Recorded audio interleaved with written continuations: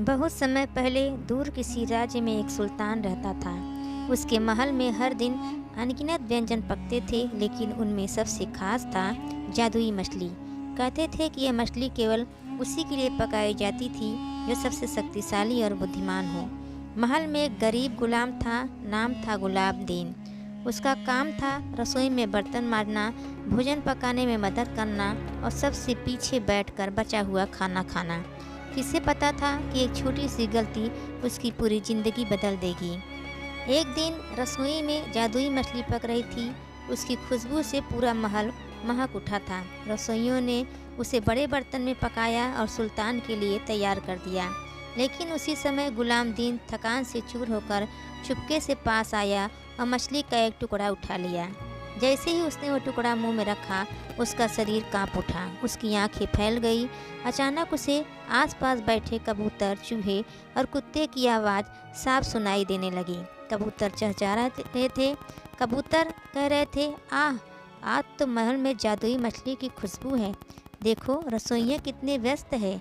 चूहा ने कहा, अगर एक टुकड़ा मिल जाए तो मैं भी ताकतवर हो जाऊं। कुत्ता ने कहा, सावधान रहो, सुल्तान को भनक लगी तो जान चली जाएगी। गुलामदीन हक्का पक्का रह गया। उसे लगा जैसे उसके कानों में कोई नया संसार खुल गया हो। लेकिन तभी एक रसोइया ने उसे पकड़ लिया। रसोइये ने कहा, अरे यह क्या कर रहे हो? यह तो सुल्तान के लिए था। गुलामदीन डरते डरते बोला, माफ़ कर दीजिए, मुझे नहीं पता था। मैं बस खुशबू से। उसे तुरंत सुल्तान के सामने पेश किया गया। सुल्तान का चेहरा क्रोध से लाल हो गया।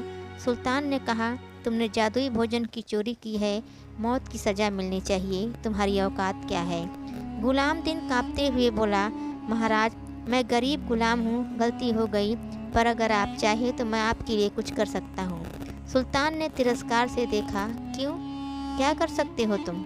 गुलामदीन ने साहस जुटाकर कहा, मैं दुनिया की सबसे खूबसूरत शहजादी को ढूंढ कर लाऊंगा जिसके बाल सोने जैसे चमकते हैं। सुल्तान की आंखें चौड़ी हो गई।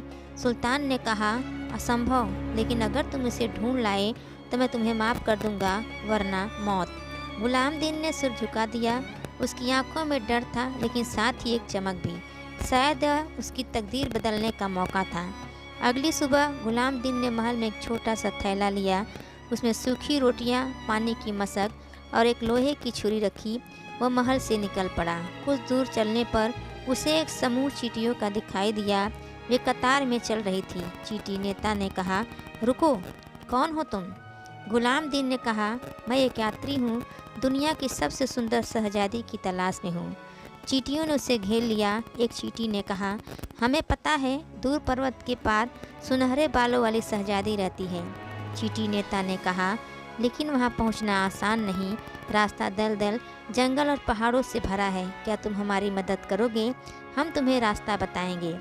गुलामदीन ने हाथ जोड़कर कहा, मैं कृतज्ञ रहूँगा, कृपया मुझे राह दिखाइए। चींटियों ने उसे सुरक्षित रास्ते का संकेत दिया। वे उसके कदमों के नीचे एक पुल बनाकर दलदल पार कराने लगी। जंगल में एक ऊंचे पेड़ पर एक बाज बैठा था। उसकी आंखें चमक रही थी। बाज ने कहा, कौन है जो मेरे क्षेत्र में प्रवेश कर रहा है? गुलामदीन ने कहा, हे महान पक्षी, मैं शहजादी की तलाश में हूँ, क्या आप मेरी मदद कर सकते हो? बाज ने तीखी नज़र से देखा। बाज ने कहा, तुम्हारी आंखों में डर भी है और हिम्मत भी। मैं तुम्हारी मदद करूँगा, पर बदले में मुझे वचन दो कि तुम मेरी बात मानोगे। गुलामदीन ने सिर हिलाया और कहा, मैं वचन देता हूँ, कृपया मेरी सहायता कीजिए।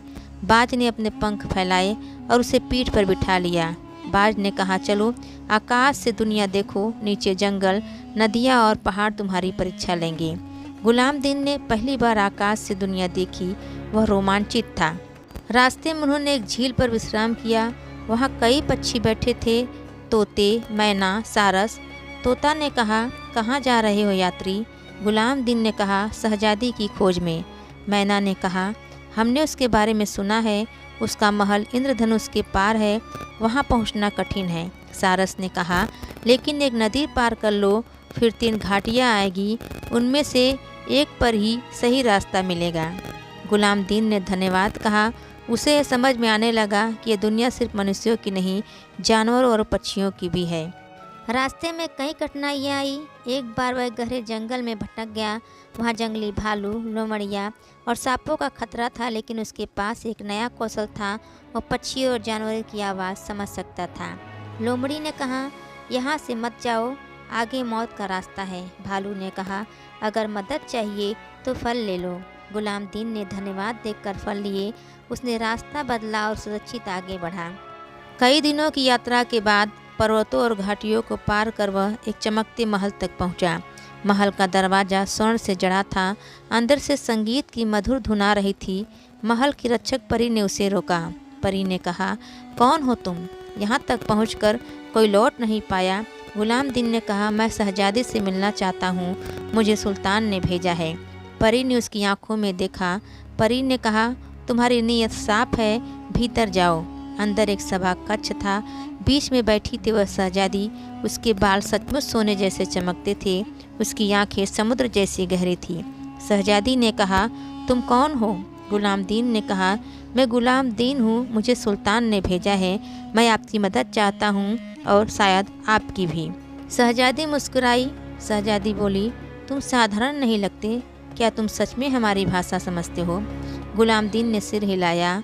शहजादी ने कहा, तो बताओ, मेरे पीछे बैठे कबूतर क्या कह रहे हैं? वह मुस्कुराई।